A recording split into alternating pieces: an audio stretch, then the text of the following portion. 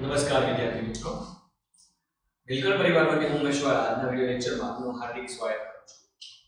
વિદ્યાર્થી મિત્રો, આપણે ધોરણ 10 ના સામાજિક વિજ્ઞાન વિષયમાં આપણે પ્રકરણ નંબર 15 આર્થિક વિકાસ એની વાત કરી છે.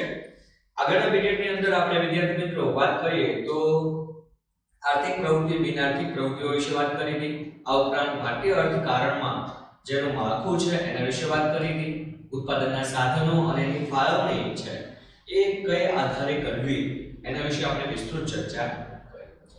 આગળના વિડિયો લેક્ચરની આપણે જે ભણ્યા છે કે જે ઉત્પાદનના સાધનો છે એ મર્યાદિત છે, એની સામે જે માનવીની જરૂરિયાતો છે એ અમર્યાદિત છે.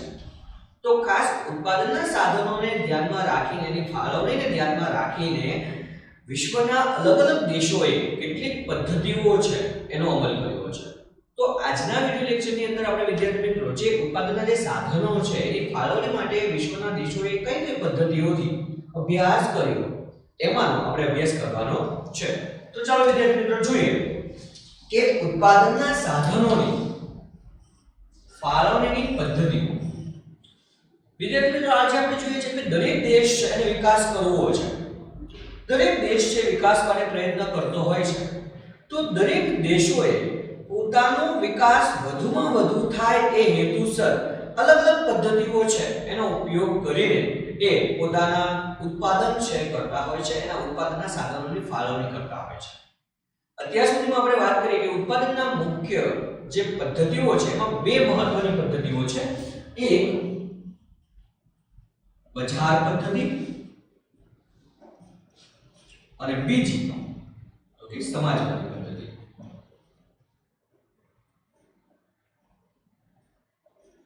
ઉત્પાદનના સાધનોની ફાળવણી માટે બે પદ્ધતિઓ ખૂબ જ મહત્વની કાર્ય કરે છે. એમાં એક બજાર પદ્ધતિ અને બીજી સમાજવાદી પદ્ધતિ. આ બંને પદ્ધતિઓ દ્વારા વિશ્વના ઘણા બધા દેશોએ વિકાસ કર્યો છે અને એ વિકાસ આગળ પણ વધાર્યો છે. પરંતુ કોઈ બાબતો એવી ના હોય કે જેમાં ખામીઓ ના હોય. દરેક બાબતમાં કંઈક ને કંઈક ખામી હોય. તો ઘણા બધા દેશો એવા છે કે ભાઈ બજાર પદ્ધતિ છે એ સંપૂર્ણ રીતે મુક્ત છે. સમાજવાદી પદ્ધતિ છે તો એમાં સંપૂર્ણ રાજ્ય સરકારનું નિયંત્રણ છે. તો આવી ઘણી બાબતોને ધ્યાનમાં રાખીને ઘણા બધા દેશોએ મિશ્ર કે ભાઈ બંનેનો સમન્વય કરીને પણ નવી પદ્ધતિઓ છે વિકાસ સાધ્યો છે. અને એ વિકાસ સાધ્યો છે એના આધારે આપણે વાત કરીએ કે અન્ય દેશોએ પોતાના વિકાસને આગળ વધારવા માટે પ્રયત્ન કર્યા છે. બજાર પદ્ધતિ અને સમાજવાદી પદ્ધતિની જો વાત કરીએ તો બંને એકબીજાથી વિરુદ્ધ છે, તદ્દન અલગ છે. બંને એકબીજાથી વિરોધી છે. કઈ રીતે વિરોધી છે? તો કે બજાર પદ્ધતિ છે એક પ્રકારે ખાનગી છે, જેમાં સરકારનો કોઈ હસ્તક્ષેપ હોતો નથી. જ્યારે સમાજવાદી પદ્ધતિ છે જે એ સંપૂર્ણ રાજ્ય સરકાર દ્વારા એના ઉપર નિયંત્રણ હોય છે, એની માલિકી હોય છે. તો બંને એકબીજાની વિરુદ્ધ છે અને એને ધ્યાનમાં રાખીને ઘણા દેશોએ બંનેનો સમન્વય કરીને કોઈ નવી જ પદ્ધતિનો ઉપયોગ કર્યો. તો આજના વિડિયો લેક્ચરની અંદર આપણે વિદ્યાર્થી મિત્રો ખાસ આપણે બજાર પદ્ધતિ વિશે સમજવાનું છે કે બજાર પદ્ધતિ ખૂબ જ મોસ્ટ આઈએમપી સવાલ પણ છે વિદ્યાર્થી મિત્રો. આગળના જે અગાઉના જે પેપર્સ છે એની અંદર ઘણી વખત પૂછાઈ ચૂકેલો સવાલ છે કે ભાઈ બજાર પદ્ધતિના લાભ, લક્ષણો કે મર્યાદાઓ જણાવો. ઘણી વખત પૂછાઈ ચૂકે છે બજાર પદ્ધતિ વિશે માહિતી આપી, તેના લક્ષણો જણાવો. તો આવા ઘણા બધા પ્રશ્નોમાં આ એક પ્રશ્નની અંદર આપણે બે નાના નાના પ્રશ્નો પણ આવેલ ચૂક્યા છે. તો આજે ખાસ આના વિશે આપણે વિસ્તૃત અભ્યાસ કરવાનો છે કે બજાર પદ્ધતિ શું છે, બજાર પદ્ધતિ આપણે એ કેવી રીતે કાર્ય કરે છે. તો ખાસ આપણે વાત કરીએ, મેં તમને હમણાં કીધું ઘણા બધા દેશોએ બજાર પદ્ધતિનો ઉપયોગ કરીને પોતાનો વિકાસ સાધ્યો છે. તો એવી જ રીતે અમેરિકા અને જાપાન જેવા દેશોએ અમેરિકા અને જાપાન જેવા દેશોએ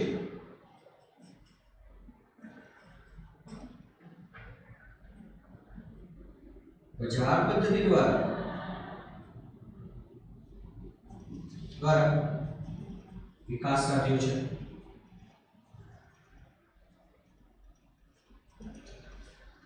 બજાર પદ્ધતિમાં મોટા ભાગે કોઈ પણ નિર્ણય લેવાય તો એમ કહીએ કે એના પાયામાં મૂડી હોય છે. શું હોય છે? મૂડી. કેમ કે વ્યક્તિગત કે ખાનગી હોવાના કારણે એમાં મહત્વ સૌથી વધારે નફો નફો એના કેન્દ્રમાં હોય છે, મૂડીને વધારે મહત્વ હોય છે, એટલા માટે જ બજારવાદી પદ્ધતિને મૂડીવાદી પદ્ધતિ તરીકે પણ ઓળખવામાં આવે છે.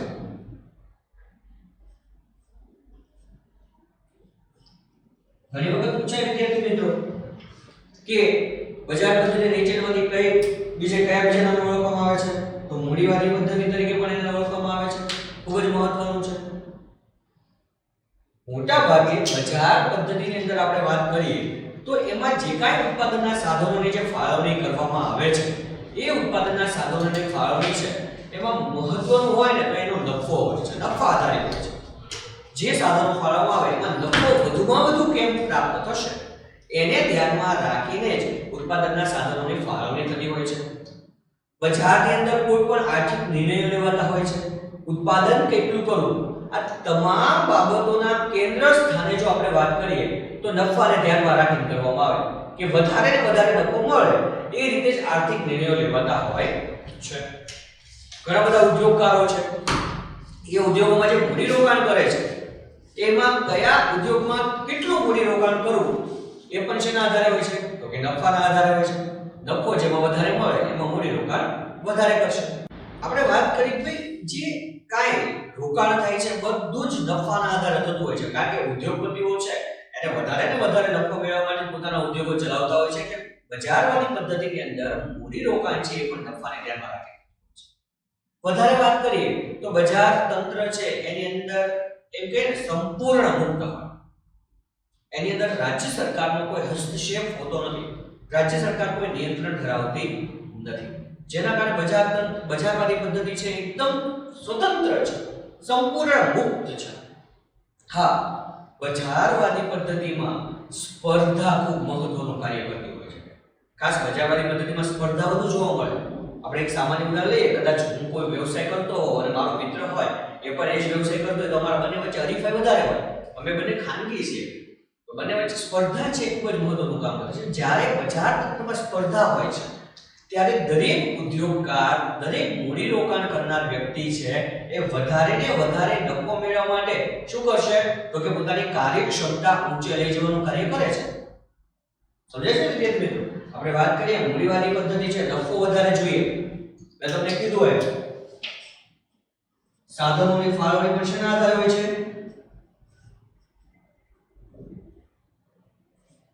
પણ નફા આધારિત હોય છે.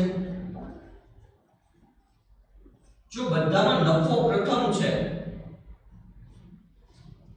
તમને મેં કહ્યું આર્થિક નિર્ણયના કેન્દ્રમાં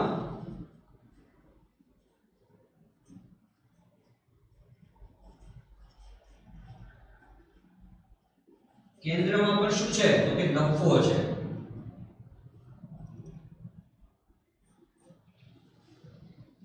તો નફો મેળવવા માટે બજારમાં આપણે વાત કરીએ કે સ્પર્ધા વધુ હોય છે, એટલે સ્પર્ધા એક અનુકૂળ કાર્ય કરે છે, જેનાથી કાર્યક્ષમતા વધારવી પડે છે. કાર્યક્ષમતા વધારવી પડે કારણ કે વધુ ને વધુ સારું કાર્ય કરશે તો જ વસ્તુ વેચાશે અને તો જ વધારે ને વધારે નફો પ્રાપ્ત થશે. હવે કાર્યક્ષમતા વધારવા માટે શું કરવું પડે? તો કે બજારવાદી પદ્ધતિમાં નવા સંશોધનો છે ઝડપથી થાય છે. નવા સંશોધનોને વેગ મળે છે.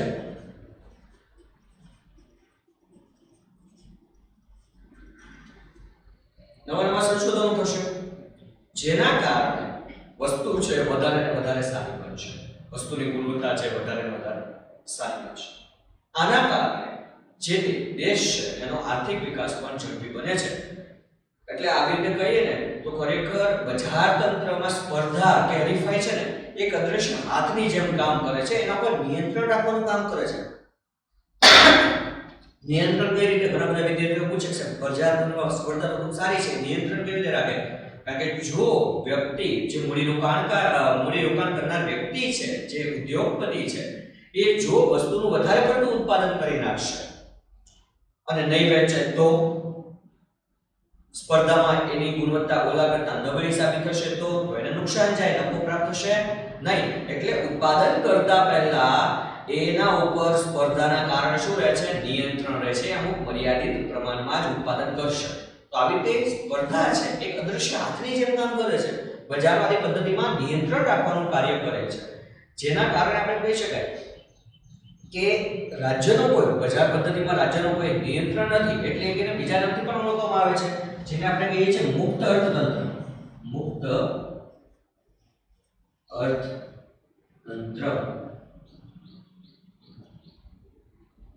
પદ્ધતિ. બજારવાદી પદ્ધતિને બીજા એક નામે પણ ઓળખવામાં આવે છે મુક્ત અર્થતંત્ર પદ્ધતિ. કારણ કે એની પર રાજ્યનો કોઈ નિયંત્રણ છે નહીં. આપણે બજાર પદ્ધતિ વિશે તો ઘણી બધી માહિતી મેળવી. હવે મેં તમને કહ્યું કે લક્ષણો કોને આપણે બજારવાદી પદ્ધતિ કહીશું, શેના આધારે આપણને ખ્યાલ આવશે કે બજારવાદી પદ્ધતિ કઈ છે. તો આપણે બજારવાદી પદ્ધતિના લક્ષણો જોઈએ વિદ્યાર્થી મિત્રો. ખાસ મેં તમને આગળ પણ કીધું કે બજારવાદી પદ્ધતિ છે એના લક્ષણો ઘણી વખત પરીક્ષામાં પૂછાય છે, તો ખાસ એને સમજવા જરૂરી છે.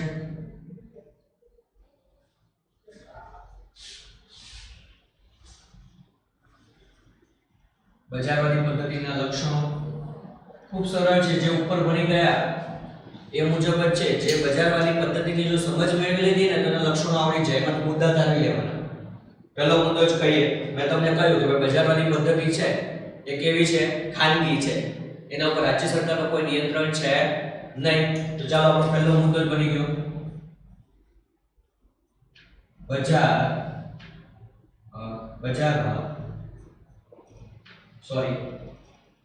બજારવાદી પદ્ધતિમાં ઉત્પાદનના સાધનોની માલિકી ખાનગી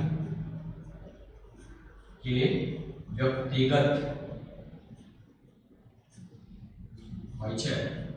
બહુ ઈઝી છે કે ભાઈ બજારવાદી પદ્ધતિમાં જે કાંઈ ઉત્પાદન થાય છે એ ઉત્પાદનની માલિકી છે એ કેવી હોય છે? ખાનગી. કોઈ એક વ્યક્તિની અથવા કોઈ એક પરિવારની વ્યક્તિગત એટલે કોઈ વ્યક્તિ અથવા ખાનગી. જેમ કે આપણે જોઈએ કે ઘણા બધા તમે ખાનગી ઉદ્યોગો જોયા હશે, તો એ ઉદ્યોગોની માલિકી કોની હોય છે? તે વ્યક્તિની હોય છે, તે પરિવારની હોય છે. રિલાયન્સની વાત કરીએ તો એ કોની છે? ખાનગી છે. એના ઉપર આપણે અત્યારે ખાલી ઉદાહરણ લઈએ છીએ, આપણે તો સરકારનું નિયંત્રણ છે પણ એ ખાનગી છે ટૂંકમાં. તો કે બજારવાદી પદ્ધતિ જ્યાં જ્યાં અમલમાં છે ત્યાં જે કાંઈ ઉત્પાદનના સાધનો છે એની માલિકી કેવી હોય છે? ખાનગી અથવા વ્યક્તિગત હોય છે. આ પહેલું લક્ષણ. બીજું લક્ષણ આપણે જોઈએ કે જ્યારે પણ કોઈ ઉત્પાદન કરવામાં આવે છે બજારવાદી પદ્ધતિમાં, ત્યારે બજારમાં આર્થિક પ્રવૃત્તિના કેન્દ્ર સ્થાન. બીજો મુદ્દો આપણે જોઈએ, બજારમાં આર્થિક પ્રવૃત્તિના કેન્દ્ર સ્થાને નફો હોય છે. મેં તમને હમણાં જ વાત કરી કે એના કેન્દ્રમાં શું છે? નફો. નફાને ધ્યાનમાં રાખીને જ તમામ પ્રવૃત્તિ બજારવાદી પદ્ધતિમાં થતી હોય છે, જેના કારણે બજારમાં જ્યારે પણ કોઈ આર્થિક નિર્ણય લેવામાં આવે, આર્થિક બાબતો હોય, એની પ્રવૃત્તિ કરવામાં આવે ત્યારે નફાને ધ્યાનમાં રાખીને જે પ્રવૃત્તિ કરવામાં આવતી હોય છે. ત્રીજું લક્ષણ આપણે જોઈએ કે ભાઈ ગ્રાહકોને વિશાળ પસંદગીની તક મળે છે.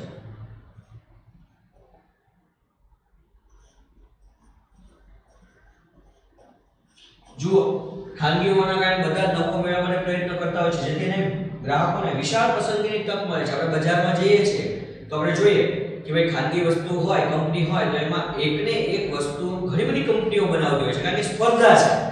સ્પર્ધા હોવાથી એક જ જેવી વસ્તુ ઘણી બધી અલગ અલગ કંપનીઓ બનાવતી હોવાથી આપણને એક પસંદગીની તક મળે છે.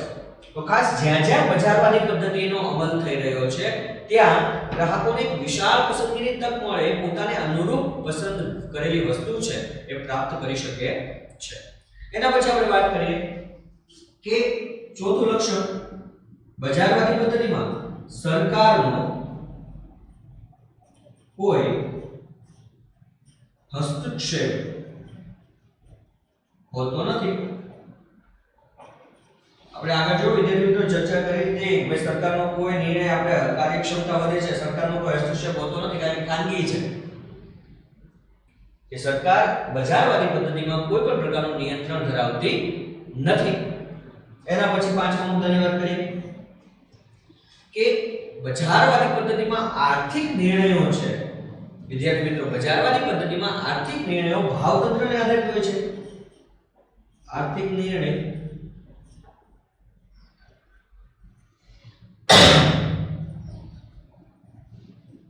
ભાવતંત્રને આધારિત હોય છે.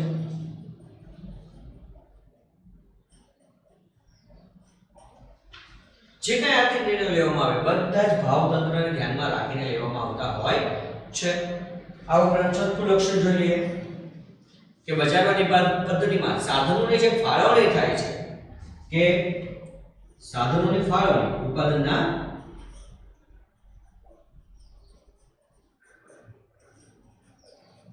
સાધનોની ફાળવણી નફા આધારિત હોય છે.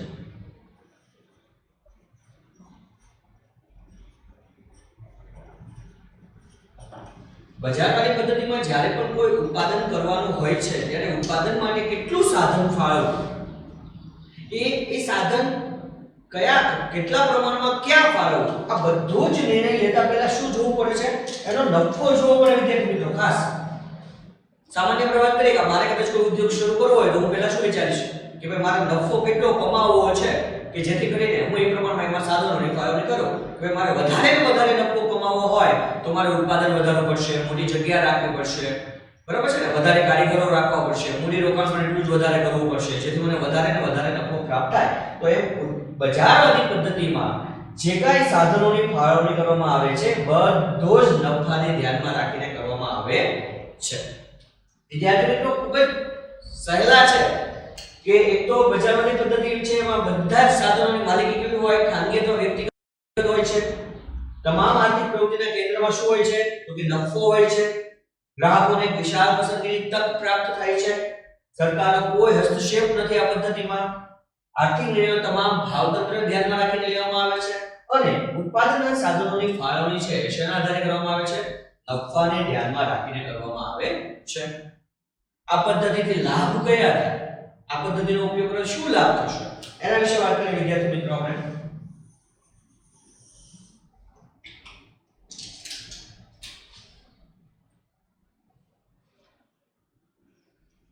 બજારવાદી પદ્ધતિના લાભો કયા લાભ થશે? બજારવાદી પદ્ધતિનો ઉપયોગ કરવાથી આપણને શું લાભ થાય એ પણ જોવું ખૂબ જરૂરી છે. તો વિદ્યાર્થી મિત્રો, આપણે જોઈએ કે બજારવાદી પદ્ધતિનો લાભ પહેલો જોઈએ તો કે બજારવાદી પદ્ધતિમાં ઉત્પાદનમાં વ્યક્તિનું જે આર્થિક સ્વાતંત્ર્ય છે તે જળવાય છે. પહેલો મુદ્દો આપણે જોઈએ બજારવાદી પદ્ધતિમાં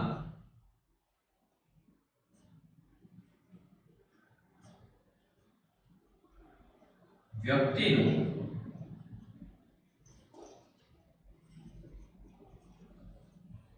આર્થિક સ્વાતંત્ર્ય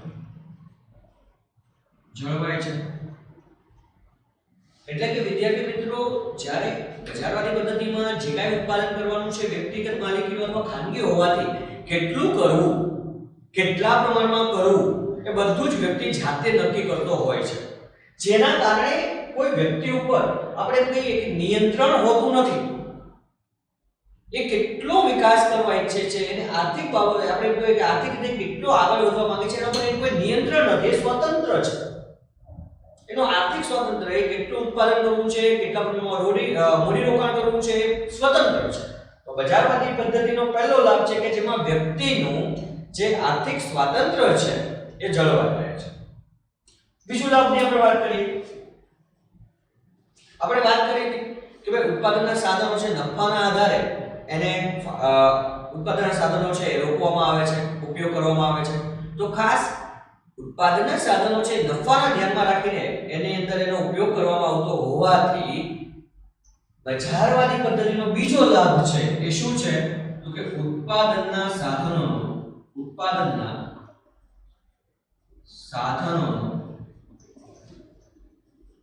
મહત્તમ અને કાર્યક્ષમ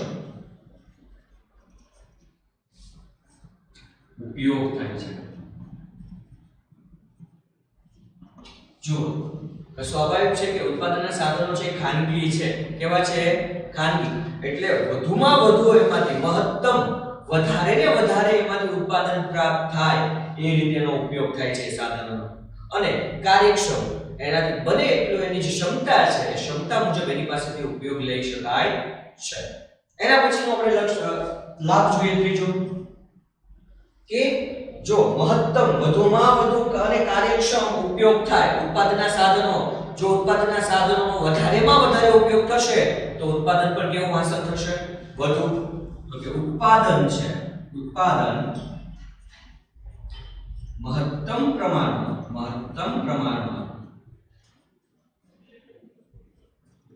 હાંસલ કરી શકાય છે.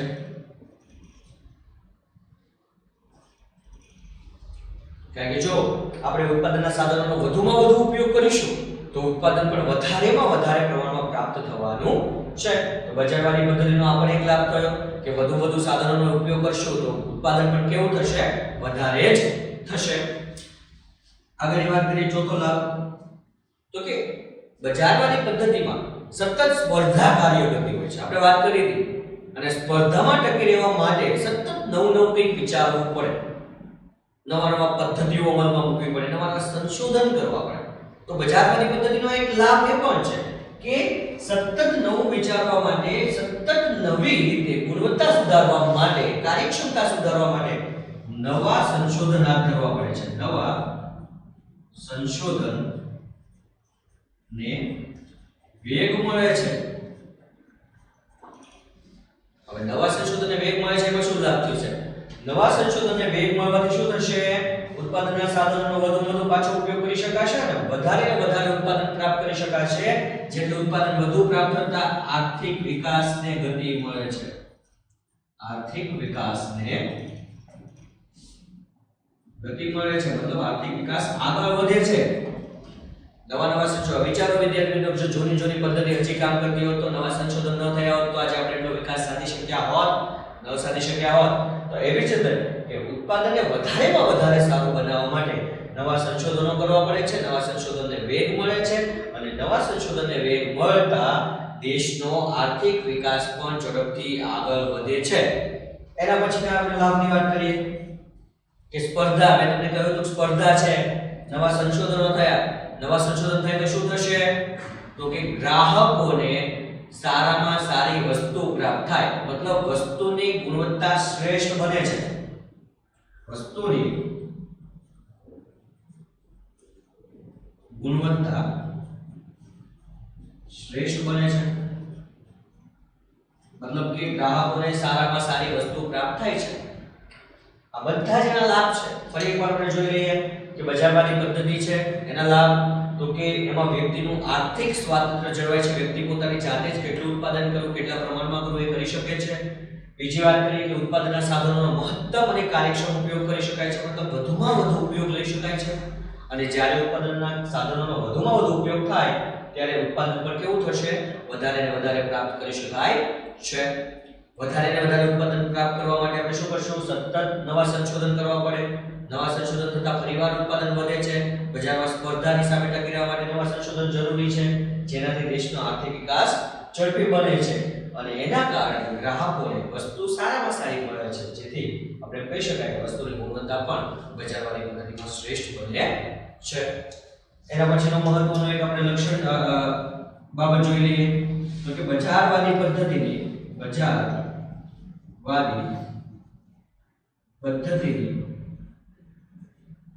મર્યાદા અથવા ખામી. હવે સાહેબ એટલા બધા એના લાભ હોય તો એમાં મર્યાદા હોય, એની ખામી હોય. કારણ કે ક્યારે કોઈ સંપૂર્ણ રીતે આપણે કહીએ ને તો એમ કહી શકાય કે પૂરેપૂરો નથી. દરેકની અંદર કંઈક ખામી જોવા મળે. તો એ બજારવાળી પદ્ધતિમાં પણ કેટલીક ખામીઓ છે, કેટલીક મર્યાદાઓ છે, જે વિકાસ માટે આપણે એમ કહીએ કે અવરોધરૂપ બની શકે. તો કઈ છે? ચાલો એને જોઈએ. મેં તમને અગાઉ કીધું છે કે આ ખૂબ જ જરૂરી છે. તો આપણે પહેલું મર્યાદા જોઈએ આપણે ખાસ. બજારવાળી પદ્ધતિ શેના આધારે કામ કરે છે? નફાને ધ્યાનમાં રાખીને કાર્ય કરે છે. નફાને આધારે, નફાને આધારે કાર્ય કરે છે એટલે કેવી વસ્તુનું ઉત્પાદન કરશે કે જેનો લોકો સૌથી વધારે ઉપયોગ કરે, જેમાંથી સૌથી વધારે નફો મળે. તો આ પહેલી મર્યાદા છે કે મોટા ભાગે લોકોની મોજ શોખની વસ્તુનું વધારે ઉત્પાદન થાય છે. મોજ શોખની વસ્તુનું ઉત્પાદન વધે છે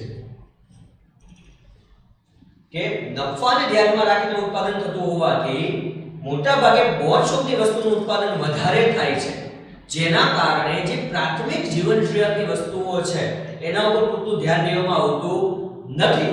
તેથી પ્રાથમિક જરૂરિયાતો ઉત્પાદન ઘટે છે. આ પહેલી ખામી એવી છે કે ભાઈ બજારવાળી પદ્ધતિમાં બધાને નફો મેળવવો છે એટલે મોટા ભાગે લોકોને વધારેમાં વધારે મોજ શોખની વસ્તુઓ જેમાં વધારે ને વધારે નફો પ્રાપ્ત થાય તેવી વસ્તુનું ઉત્પાદન વધારે કરશે એટલે એનું ઉત્પાદન વધશે અને જે જરૂરી વસ્તુઓ છે એનું ઉત્પાદન શું થશે? ઘટશે. આ એની ખામી છે. આપણે બીજી વાત કરીએ, બજારવાળી પદ્ધતિમાં સરકારનો કોઈ પણ પ્રકારનો હસ્તક્ષેપ નથી. હવે જ્યારે બજારનો કોઈ પણ પ્રકારનો સરકારનો કોઈ પણ પ્રકારનો હસ્તક્ષેપ નથી ત્યારે શું થશે?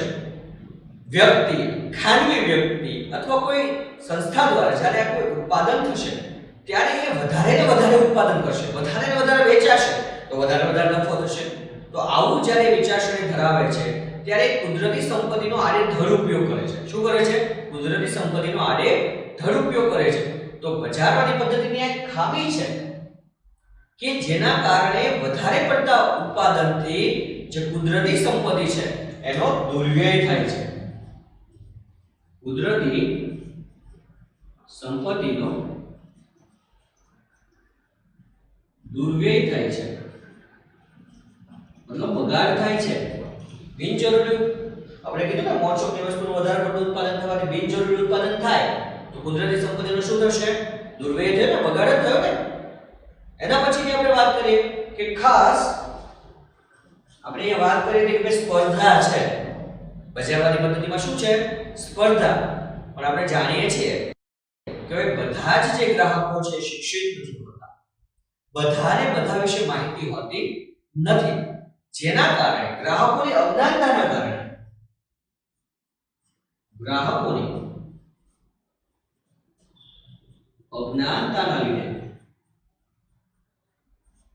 લીધે તેનું શોષણ થાય છે.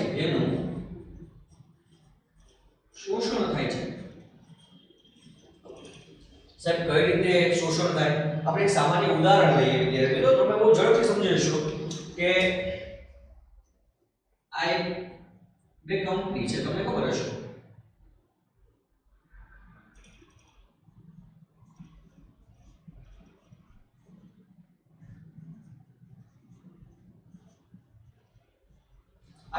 આ એક મોબાઈલ કંપની છે, તમને ખબર છે સેમસંગ બંને સેમસંગ લખેલું છે, તમે જોઈ શકો છો.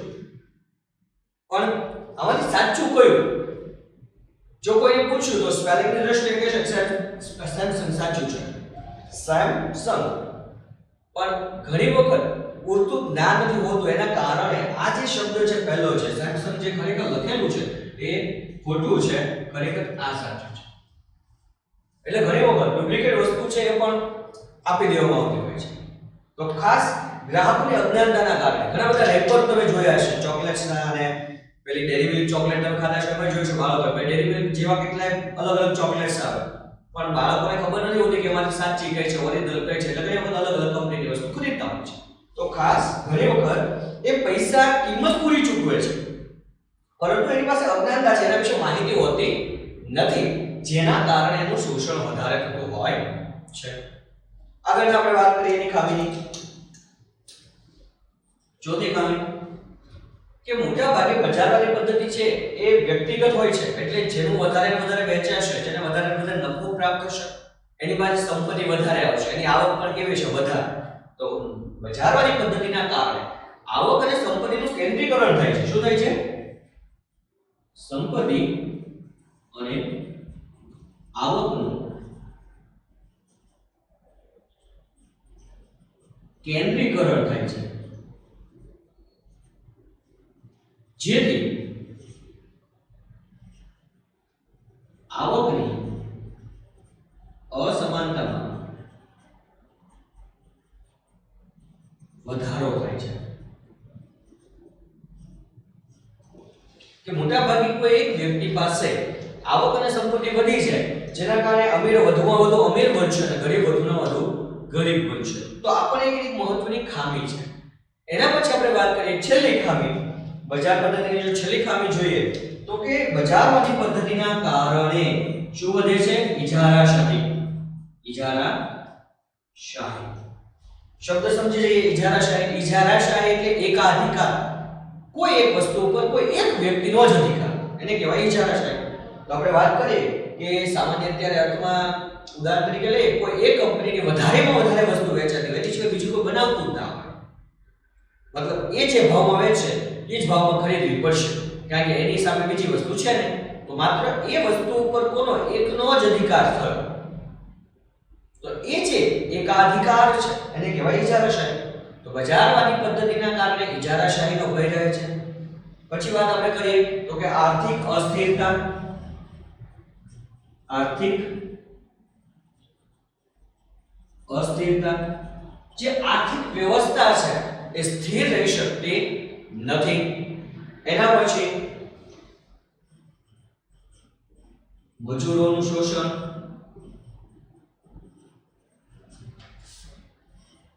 વગેરેનો ભય રહે છે કે વધારેમાં વધારે નફો મેળવવા માટે ખર્ચ ઓછો થાય જરૂરી છે.